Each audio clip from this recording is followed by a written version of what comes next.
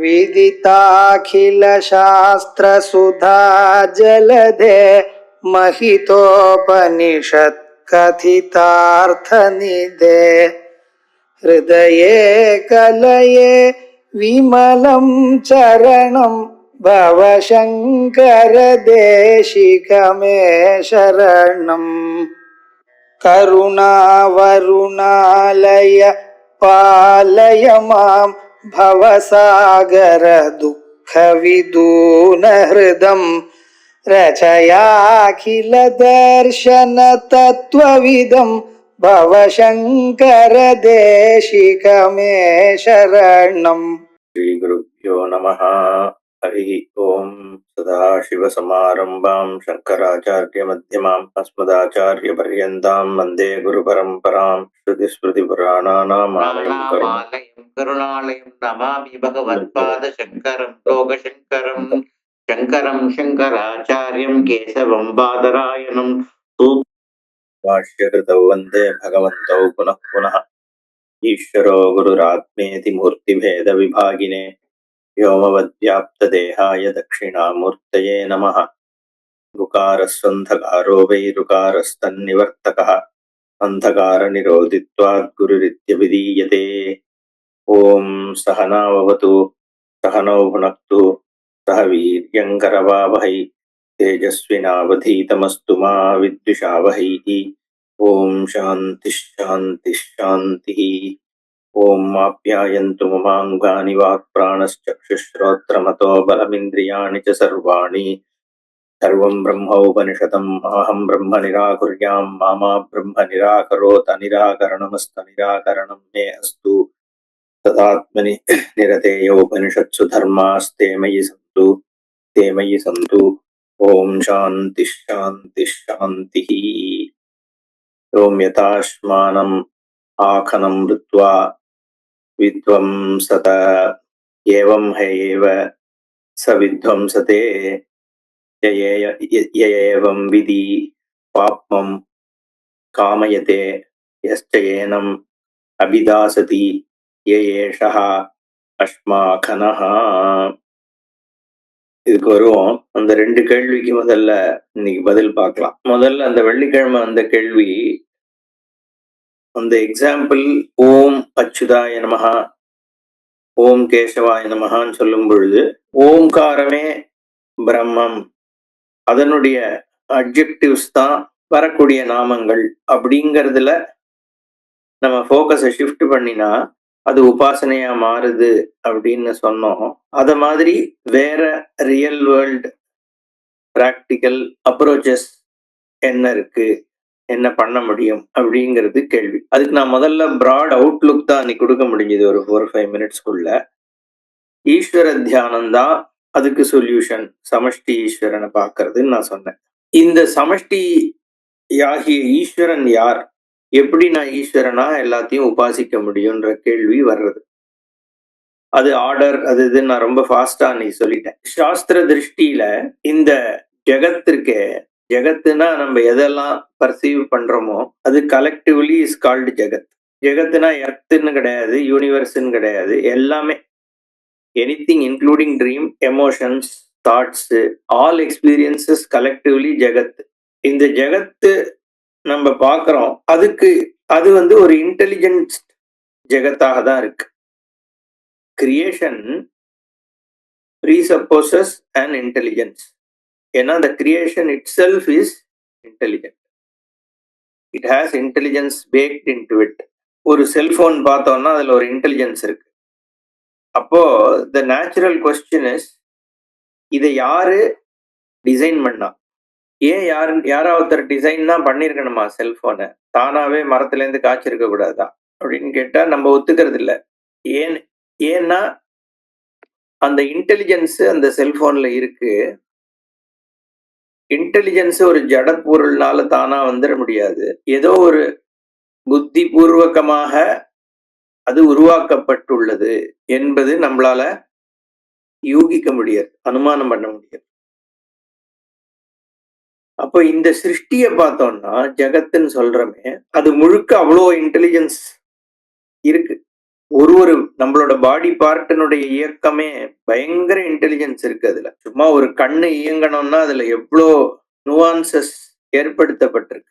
Light வந்து கண்ணுல reflect ஆகி வேற பொருள்ல ரிஃப்ளெக்ட் ஆகி கண்ணுல விழுந்ததுக்கு அப்புறம் அது நம்மளோட பிரெயினுக்கு போய் அது ஒரு வெளியில இருக்கிறது அப்படியே பிரதிபலிச்சு நமக்கு ஒரு உலகத்தை காண்பிக்கணும்னா அதுல எவ்வளவு திங்ஸ் ஒர்க் பண்ண வேண்டியிருக்கு. நர்வஸ் சிஸ்டம்ல இருந்து நம்ம ஐ பாலு ரெட்டினா இதெல்லாம் அந்த போய் அதுக்கப்புறம் பிரெயின்ல வந்து அதனுடைய ஒர்க்கிங்ஸ். நம்ம கண்ணு மட்டும் இல்ல, வெளியிலயும் இந்த கண்ணு ஆப்ரேட் ஆகிறதுக்கு என்ன மாதிரி அந்த ரைட்டினுடைய தன்மை இருக்கணும், இந்த கண்ணு வந்து நல்ல நரிஷ்டா இருக்கிறதுக்கு என்ன மாதிரி ஃபுட்டு அந்த கண்ணினுடைய தன்மைக்கு தேவை, அது வெளியில பிளான்ட்ஸ்ல கிரியேட் ஆகாது. லைட் சோர்சஸும் அதுக்கு ஏத்த மாதிரி கொடுக்கப்பட்டிருக்கு. இது நான் ஒரு கண்ணுக்கு மட்டும் சொல்றேன். இந்த கண்ணுக்குள்ளேயே நர்வஸ் சிஸ்டம் அது இது அது ஒவ்வொன்றும் தனித்தனி பிரான்ச்சஸ் ஆஃப் ஸ்டடியா இருக்கு. அப்புறம் காது மூக்கு இது எல்லாம் இது ஒரு ஹியூமனுக்கு லங்ஸ் இது அத்தனையும் ஒரு இன்டெலிஜென்ட் டிசைன். தானாவே அதெல்லாம் உருவாயிடுது அப்படின்னா அது வந்து லாஜிக் இடிக்கிறது. அதே மாதிரி இத்தனை அனிமல்ஸ் இருக்கு, பிளான்ட்ஸ் இருக்கு, அதுக்கு என்ன தேவையோ அதெல்லாம் கிரியேட் ஆகி கொடுக்கப்பட்டிருக்கு. ஃபுட்டுலேருந்து எல்லாம் கொடுக்கப்பட்டிருக்கு.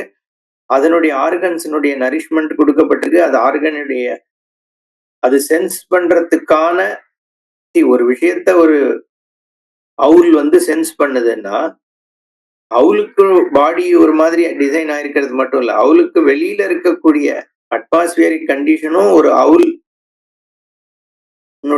கேரக்டரிஸ்டிக்க வந்து சப்போர்ட் பண்ணணும்.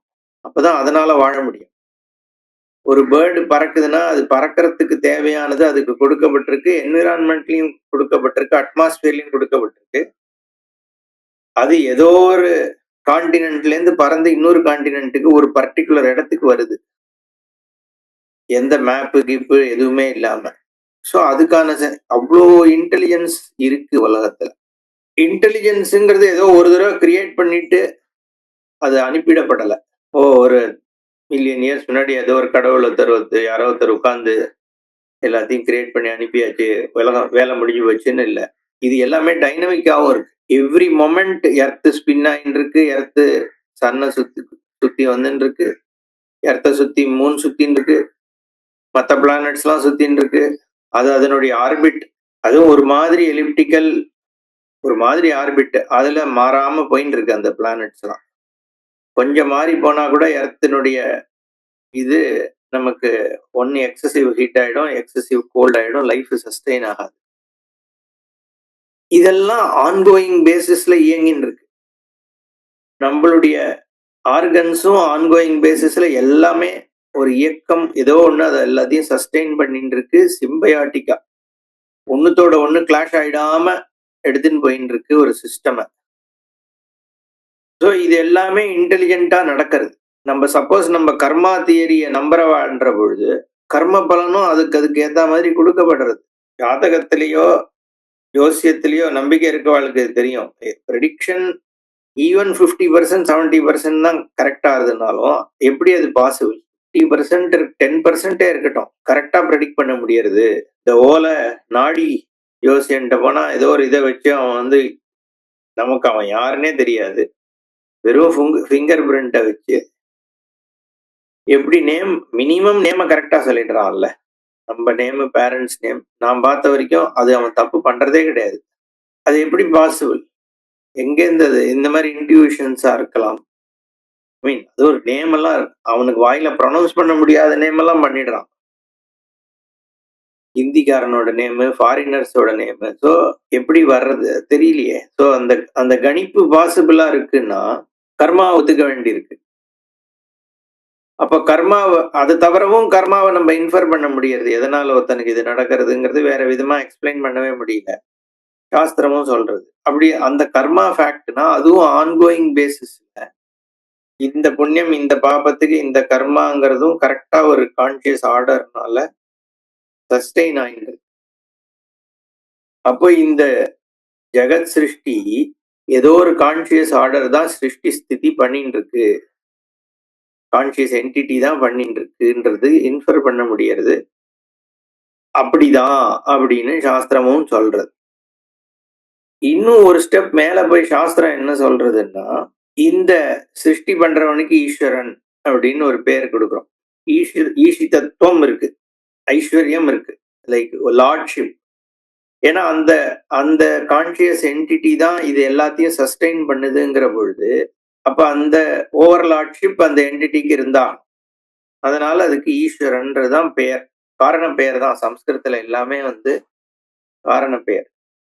இப்ப அந்த ஈஸ்வரன் ஒரு பர்சன் மாதிரி கை கால் இருக்கிற ஈஸ்வரன், நம்ம பேர் ஈஸ்வரன் இன்னும் போட்டு சொல்லிட்டதுனால அது ஒரு மனுஷன் மாதிரி நம்ம மைண்ட்ல இமீடியட்டா வந்துடும். ஈஸ்வரன்னா உடனே சிவன், பெருமாள் அப்படின்னு பௌராணிகமா தான் நம்ம மைண்டு போகும். அதுல இருந்து நம்ம கொஞ்சம் இப்ப வெளியில வரணும் வேதாந்திங்கிறதுனால. For the duration of this session சொல்றேன். இப்போ அந்த ஈஸ்வரன் அப்படிங்கிறது ஒரு பர்சனாக இருந்தா, அந்த ஈஸ்வரன் ஆல்சோ இஸ் லிமிட்டெட். வெறும் கை கால் இருந்துட்டு ஒரு இடத்துல உட்கார்ந்துட்டு அந்த ஈஸ்வரன் இவ்வளவு பெரிய ஜெகத்தெல்லாம் சிருஷ்டி பண்ண முடியாது. அண்ட் சிருஷ்டி கூட பண்ணி போட்டாருன்னே வச்சுக்கலாம் ஒரு என்ஜினியர் மாதிரி. ஆன்கோயிங் பேசிஸ்ல எப்படி எல்லாத்தையும் அவர் கான்சியஸ் ஆர்டரா சஸ்டெயின் பண்ண முடியும்? அப்போ அது ஒரு பர்சன் மாதிரி இருக்கிறதுக்கு வாய்ப்பு இல்லை. ஏன்னா அப்படி இருந்தா இன்னொரு ப்ராப்ளம் என்ன வருதுன்னா, அந்த பர்சனோட பாடி அதெல்லாமுமே சிருஷ்டமாயிடுது, ஒரு கிரியேட்டட் தானே. கை கால் இருக்கிறதுனா அதை யாரு சிருஷ்டி பண்ணான்ற கேள்வி எல்லாம் வருது. அதனால சாஸ்திரம் ஈஸ்வரனே இந்த வேர்ல்டோட மெட்டீரியலாவும் இருக்கார். ஏன்னா அவர் வேற எங்க போய் மெட்டீரியல் எடுத்துட்டு முடியும்? வந்தா அந்த மெட்டீரியலை யாரு சிருஷ்டி பண்ணான்றதா. அண்ட் ஆன்கோயிங்கா இதை சஸ்டெயின் பண்ண முடியாதுங்கிறதுனால, if you really look at it, the only possibility is ஈஸ்வரனே சிருஷ்டி பண்றவர், ஈஸ்வரனே சிருஷ்டிக்கான மெட்டீரியல். அதுதான் வேதம் காண்பிக்கிறது. ஈஸ்வரன் தான் இந்த ஜெகத்தாக ஆகியிருக்கார். இது வெறும் நம்பிக்கையானா ஆரம்பத்துல நம்பிக்கை, ஞானம் வந்ததுக்கு அப்புறம் இது சர்டன் ஃபேக்சுவல் ஆஸ்பெக்ட்ஸ் இதுல புரியும். அதுதான் ஞானம் சொல்றோம். அது you can directly cognize this fact that all that is here is one entity. இங்க இருப்பது எல்லாம் ஒரே வஸ்து தான் அப்படிங்க. அதுக்கப்புறம் வரும் அது ஞானம். இப்ப நம்ம உபாசனையில இருக்கோம். இப்போ மினிமம் திங் நம்ம என்ன புரிஞ்சிக்க முடியறதுன்னா, இந்த அத்தனை நம்பிக்கையாகவே இதை இப்போதைக்கு எடுத்துப்போம். இங்க இருப்பது அத்தனையும் ஒரு ஈஸ்வரனாலேயே ஆகப்பட்டிருக்கிறது, உருவாக்கப்பட்டிருக்கிறதுல ஈஸ்வரனே இது எல்லாம் ஆகி இருக்கிறார். அது என்ன தன்மையாக இப்ப நமக்கு அவர் வெளிப்படுறாருன்னா, இது எல்லாமே ஒரு ஆர்டர் இருக்கு. ஆர்டர் இருக்கிறதுனால தான் இது இயங்குறது. ஆப்தல்மாலஜின்னு ஒரு சயின்ஸ் இருக்குன்னா, ஆப்தல்மாலஜிக்கல் ஏரியா அக்ராஸ் லிவிங் பீயிங்ஸ் ஒரு காமனாலிட்டி இருக்கு. என்சைம்ஸ்னுடைய ஸ்டடி பண்றோம்னா அகைன் அக்ராஸ் பீயிங்ஸ் அதுல ஒரு காமனாலிட்டி இருக்கு. ஈவன் சர்க்குலேஷன் எல்லாத்துலயுமே. அதனாலதான் ஒரு ரேட்ல பண்ற டெஸ்ட் ஹியூமன் பாடிக்கும் ஒர்க் ஆகுது. ஏன்னா ஒரு சிஸ்டம், ஒரு ஆர்டர் இருக்கிறது. அந்த ஆர்டர் இது அத்தனையும் சஸ்டெயின் பண்றது. அதுதான் தர்மம்னு சொல்றோம். தரதி. ஏன்னா ஆர்டர் இருந்தாதான் இயங்கவே முடியும். ப்ரெடிக்டபிலிட்டி சில விஷயத்துல இருந்துதான் ஆகணும். அப்பதான் கால் எடுத்து முன்னாடி வைக்க முடியும். ஒரு தடவை கால் இங்க வச்சா அந்த பக்கம் போறது, இன்னொரு பக்கம் அடுத்த தடவை வச்சா வேற ஒரு பக்கம் போறதுன்னா நம்மளால நடக்கவே முடியாது. ஸோ சர்டன் திங்ஸ் ஸ்டேபிளா சஸ்டெயின் ஆகும் பொழுதுதான் உலகம் இயங்குறது. அந்த இயங்கிறது ஒரு கான்சியஸ் திங் தான் அதை சஸ்டெயின் பண்ண முடியும். Because it's an ongoing thing. நமக்கு பார்த்தா ஜடமாக தெரியறது, இயக்கப்படுறதுனால அது கான்சியஸா தான் இயக்கப்படுறதுன்னு நம்ம புரிஞ்சுக்கணும். ஒண்ணுமே இல்லை, சிம்பிள். ஒரு மனுஷனை பார்க்கிறோம், அந்த மனுஷனோட ஜடத்தன்மை தான் நம்ம பார்க்கிறோம். அவன் கை காலு இதெல்லாம் என்ன, இனர்ட் தான். பட் அது நகர்றது, கான்சியஸா நகர்றது. அவர் வாயை திறந்து பேச முடியுது, ஒரு இன்டெலிஜென்ட்டா ஒரு விஷயத்த சொல்லுதுன்னு உடனே உள்ள ஒரு கான்சியஸ் என்டிட்டி அதை இயக்குதுன்னு புரிஞ்சுக்கிறோம் இல்லையா? ஜடத்தை தான் பார்க்கிறோம், ஆனா ஜடத்தினுடைய இயக்கத்தை வச்சு உள்ள கான்சியஸ் என்டிட்டி அதை இயக்குதுன்னு தெரிஞ்சுக்கிறோம். அதே தானே ஜெகத்துக்கு பார்க்கணும் இப்போ இல்லையே? இதெல்லாம் நேச்சர், நேச்சர்னா அது பின்னாடி எவ்வளவு இன்டெலிஜென்ஸ் இருக்கு, இன்டெலிஜென்ஸ் ஆன்கோயிங் பேசிஸ்ல இயங்குறது. ஸோ லாஜிக்கலி அதை நம்ம முதல்ல புரிஞ்சுக்கிறோம். இப்போ ஈஸ்வரன்றது நியதி ரூபமாக நமக்கு எவிடென்ட் ஆறார். ஓகே, அந்த ஈஸ்வரன்றது ஒரு பர்சன் எடுத்துட்டா இதுல நிறைய உதைக்கும். ஏன்னா ஆர்டரா வந்து ஒரு பர்சன் உட்கார்ந்துட்டு இதை இயக்குறார் அப்படிலாம் கல்பனையே பண்ண முடியாது. ஸோ இப்ப இந்த ஈஸ்வரா வந்து is beyond a human form. அதனாலதான் அது சக்தி அப்படி இப்படிங்கிற வார்த்தையெல்லாம் சொல்றா சில பேரு. பட் அது என்னங்கிறது நம்ம சாஸ்திரம் காண்பிக்க போறது பின்னாடி. ஓகே, நம்ம இப்போதைக்கு ஒரு சூப்பர் பவர்னு எடுத்துப்போம். ஒரு சூப்பர் பவர் பர்சன் கிடையாது, ஒரு பவர். ஒரு என்ன என்ன சொல்றது, that is you are not able to visualise it, but it is a power. அது வந்து எல்லாத்தையும் இப்ப இயங்குறது, அதுதான் ஈஸ்வரன். இப்ப நம்ம அதுக்கு ஈஸ்வரன் அப்படின்னு பேர். ஏன்னா லார்ட்ஷிப் இருக்கிறதுனால. ஈஷிதா அப்படின்னா லார்ட்ஷிப். இந்த ஈஸ்வரன்ன்ற இன்னு சேர்க்கறதுனால ஹியூமன்ற மாதிரி தோணும். அதனால ஈஸ்வரஹா ஈஸ்வரன் நம்ம வேற வழி இல்லை, அப்படிதான் சொல்ல. இல்லைன்னா இனர்ட்டா நம்ம சொன்னோம் ஈஸ்வர் ஈஸ்வரத்துன்னு சொல்லி இருந்ததுன்னா அப்ப அது ஒரு இனர்ட் ஆப்ஜெக்ட்ங்கிற மாதிரி மைண்ட்ல வந்துடும். அதுக்கு ஒரு கான்சியஸ் என்டிட்டி அப்படின்னு நம்ம சொல்றதுக்கு ஈஸ்வரன்ற பெயர் இஸ் பெட்டர். இப்போ இது முதல்ல இதை காகனைஸ் பண்ணணும். அப்பதான் ஓம்லயோ எதுலயோ இந்த விஷயத்தை ரெக்கக்னைஸ் பண்ண ஆரம்பிச்சோம்னா நம்மளால அதை வந்து மெடிடேட் பண்ண முடியும். ஃபர்ஸ்ட் ஆஃப் ஆல் மெடிடேஷன்னா என்ன, அதை ரெக்கக்னைஸ் பண்றதுதான்.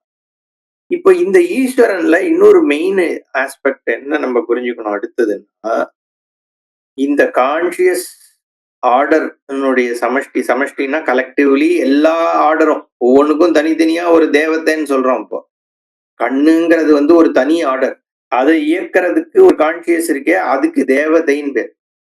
இதுல நம்ம கான்டெக்ட் இருக்கனால தேவதையும் சொல்லிடலாம். ஈவன் தோ மொத்தமா ஒரு ஈஸ்வரா சொன்னாலும் கூட ஒன்னொன்னும் தனித்தனி இன்டெலிஜென்ஸ் தானே. ஐங்கிறது வந்து ஒரு தனி இன்டெலிஜென்ஸ், இயர்ஸ்ங்கிறது ஒரு தனி இன்டெலிஜென்ஸ், மவுத்துங்கிறது ஒரு தனி, ரெண்டும் அதனுடைய ஸ்டடியே வேற இல்லையா. ஒன்னு ஆப்தல்மாலஜின்னு சொல்றோம், இன்னொன்னு டென்டிஸ்ட்னு சொல்றோம், இன்னொன்னு ஆர்த்தோபெடிக்னு சொல்றோம். ஏன்னா அது அதனுடைய ஸ்டடி வேற, அது அதனுடைய இயக்கம் வேற, அது அதனுடைய இன்டெலிஜென்ஸ் வேற, அதுக்கு தேவைப்படுற ஃபுட்டு வேற, நரிஷ்மெண்ட் வேற. அதனால அதை ஒரு தனி தேவதையாக வேதம் வந்து சொல்றது. நாட் ஜஸ்ட் ஹியூமன் பாடி மட்டும் நான் சொன்னேன். இப்ப பாடி மட்டும் இல்ல, ஈவன் லைக் ஃபோர்சஸ், விண்டு, ஃபயர், என்ன இது அத்தனைக்குமே வந்து ஒரு தனி இன்டெலிஜென்ஸ். மழை பெய்யுதுன்னா அது ஒரு இன்டெலிஜென்ஸ் இருக்குல்ல அதுக்கு பின்னாடி. இந்த இடத்துல எப்போ இந்த மாசத்துல மழை பெய்யறது, அது ஒரு சிஸ்டம் இயங்கிண்டே இருக்கு. அந்த சிஸ்டத்தை ஒரு கான்சியஸ் சிஸ்டமாக பார்த்து அதை ஒரு தேவதைன்னு சொல்லுது வேதம். அந்த தேவதைக்கு அதனாலதான் தனி ஒரு விதமான நைவேத்தியம் பண்ணணும், ஒரு விதமான மந்திரம் சொல்லணும், ஒரு விதமா you have to invoke it because it needs a different nourishment, அதனுடைய ஆக்டிவிட்டிக்கு ஏத்த மாதிரி. சரி, இப்ப இந்த தேவதைகள்லாம் தனித்தனியாக இருந்தாலும் இது எல்லாத்தையும் ஒட்டுமொத்தமா அதுக்கு ஒரு கான்சியஸ். இப்ப நம்ம உடம்பு மாதிரிதான் கண்ணு, ஐஸுங்கிறது ஒரு தனி இன்டெலிஜென்ஸா இயங்குது. என் மைண்டு போய் இந்த கண்ணை இப்படி இயக்குலாம் சொல்றது இல்ல, அது பாட்டு அது இயங்கின்னு இருக்கு. லங் அது பாட்டு இயங்கின்னு இருக்கு, ஹார்ட் அது பாட்டு பம்ப் பண்ணிட்டு இருக்கு. நானே தூங்கி போயிட்டா கூட அது வேலையை பண்ணிட்டு இருக்கு ஒரு விதமா. சோ இது எல்லாமே தனித்தனி தேவதை பண்றதுன்னு எடுத்துட்டா கூட ஒட்டுமொத்தமா இதுக்கு பின்னாடி ஒரு கான்சியஸ் என்டிட்டி இருக்கா, நான் ஏதோ ஒண்ணு, நான்றதுடைய தன்மை. அப்போ இண்டிவிஜுவல் தேவதாஸ் இருந்தாலும் சமஷ்டியாக ஒரு ஈஸ்வரன் இருக்கார். இந்த ஈஸ்வரனுடைய பார்ட் தான் நம்ம. ஸோ ஆப்வியஸ், ஏன்னா கலெக்டிவ்ல அதனால சஸ்டெயின் ஆகப்படுறதுதான் இந்த பாடி. இந்த ஃபுட்டு வந்து வேர்ல்டுல இருக்கிற ஃபுட்டுல இருந்து வந்ததுதான் இந்த பாடி இல்லையா. வேர்ல்டுல இருக்கிற ஹீட்ல ஒரு பார்ட்டு தான் இந்த பாடியில இருக்கிற ஹீட். வேர்ல்டுல இருக்கிற வாயு இல்ல ஒரு பார்ட்டு தான் இந்த உடம்புல சஞ்சாரம் பண்ற மூச்சு. ஸோ அந்த சமஷ்டி ஈஸ்வரனுடைய அங்கமாக தான் நம்மளோட சஸ்டினன்ஸ் இருக்கு.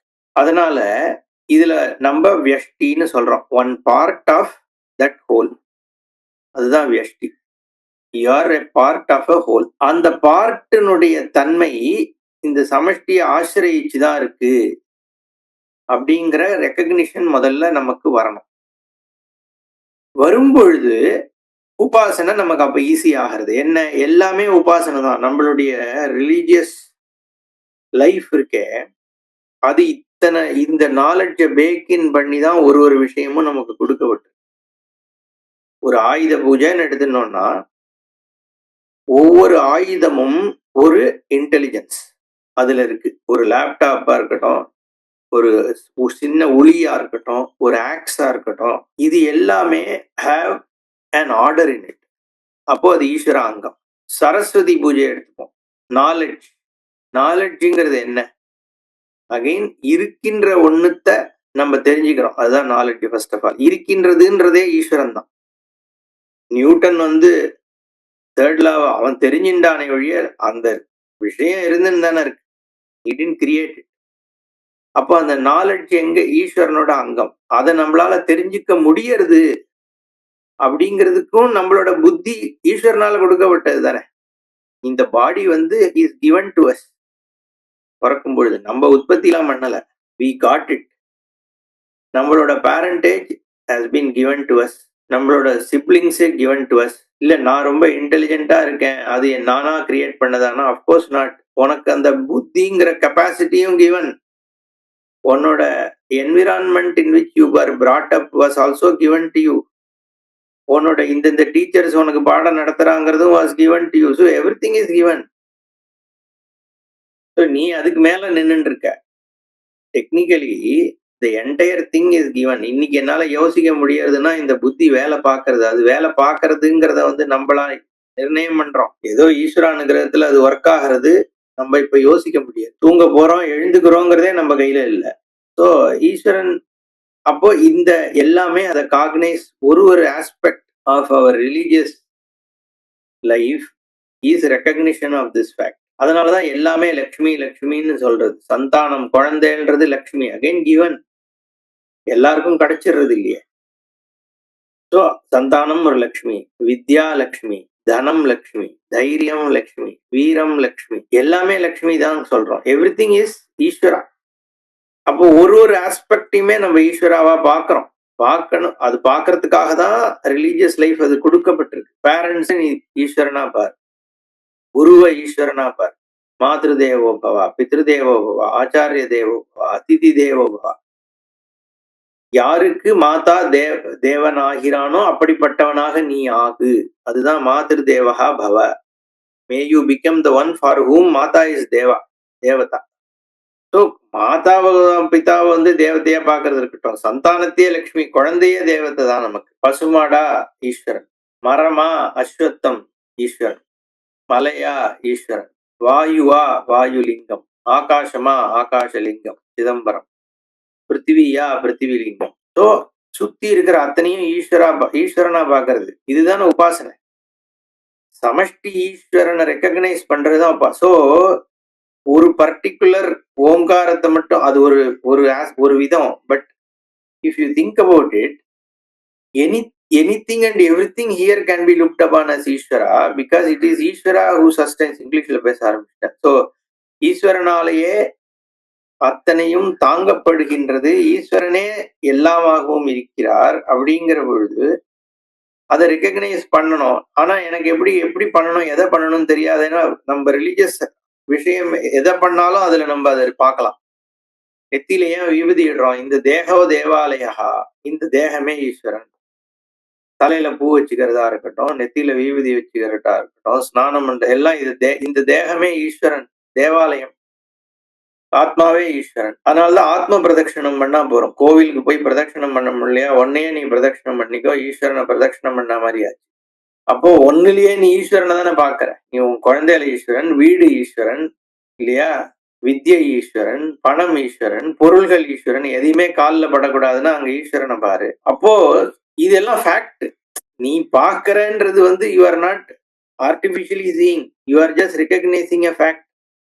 ஏன்னா உன்னால இப்ப உட்கார்ந்து இதை கேட்க முடியறது, இங்க இருந்து இதை பார்க்க முடியறதுங்கிறதே ஈஸ்வரனாலதான். அது நம்ம we don't recognize that. இது நடக்கிறதுனா அதுக்கு பின்னாடி எவ்வளவு விஷயம் நடக்கிறது. உனக்கு மூச்சு ஒழுங்கா போயிட்டு வந்துட்டு இருக்கு, ஹார்ட் ஒழுங்கா பம்ப் பண்ணுது, லங்ஸ் ஒழுங்கா ஒர்க் பண்ணுது, காது ஒழுங்கா கேட்கறது, வெளியில சவுண்ட் ஒழுங்கா இருக்கு, எர்த்குவேக் வரல, என்ன வேணா நடக்கலாம் இல்லையா. there are so many things which can happen that நம்மளால ஒண்ணும் இதுல ஏதாவது ஒண்ணு தப்பா போச்சுன்னா கூட இது நடக்காதே. சோ என்டையர் எக்ஸிஸ்டன்ஸ் ஈஸ்வரன் தானே கொடுத்துட்டு இருக்காரு நியதி ரூபமா. அப்போ அந்த ஈஸ்வரனுடைய ரெகக்னிஷன் எவ்வளவு எவ்வளவு பண்றோமோ அவ்வளவுக்கு அவ்வளவு நம்மளோட அகங்காரம் போகர். ஏன்னா அகங்காரம் ஃபால்ஸ். நான் தான் பண்ணேன்னா பசி, நான் சொன்னேன்னு தெரியல, பசி போகிற வடைய கொடுன்னு கேட்டான் ஒருத்தங்க ஹோட்டல்ல போய். அதுக்குதான் காசு கொடுப்பேன்னா ஒவ்வொரு வடையா கொடுத்துனே வந்தான். 7வது வடையில தான் பசி போச்சு. ஒரு வடை 30 ரூபா, 210 ரூபா கொடுன்னா இவன் 30 ரூபா தான் கொடுப்பேன், பசி போற வடை 7வதா தானே நீ கொடுத்தேன்னா. 7வது வடையில பசி போகணும்னா நீ 6 வடை சாப்பிட்டு இருக்கணும். மாதிரி நீ இங்க ஒரு விஷயம் உனக்கு இருக்குன்னா அதுக்கு பின்னாடி இத்தனை விஷயம் இருக்கு. அது மேல ஏறி நின்னுட்டு தான் நீ உலகத்தை அனுபவிச்சுட்டு இருக்க. அப்போ உன்னுடைய அகங்காரம் நான் தான் பண்ணேன்னா இட் இஸ் ஃபால்ஸ். எதுவுமே நம்மளோட சக்திங்கிறது ஆக்சுவலி நம்ம இக்னரன்ஸை காமிக்குது. அரகன்ஸுக்கு இங்க வேலையே இல்லை. பிகாஸ் எல்லாத்துலயுமே நம்ம depend on this our own எக்ஸிஸ்டன்ஸுக்கே நம்ம இதுலதான் உட்காந்துருக்கோம். அதை ரெகக்னைஸ் பண்றதே உபாசனை.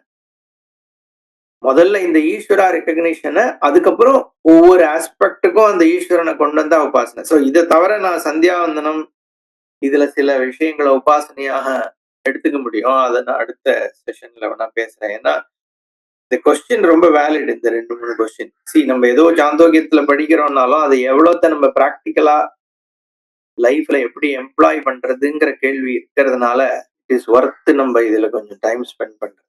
ஓகே. ஓம் பூர்ணமத பூர்ணமிதம் பூர்ணாத் பூர்ணமுதச்யதே பூர்ணஸ்ய பூர்ணமாதாய பூர்ணமேவாவசிஷ்யதே. ஓம் சாந்தி சாந்தி சாந்தி. ஹரி ஓம் ஸ்ரீ குருப்யோ நமः. ஹரி ஓம்.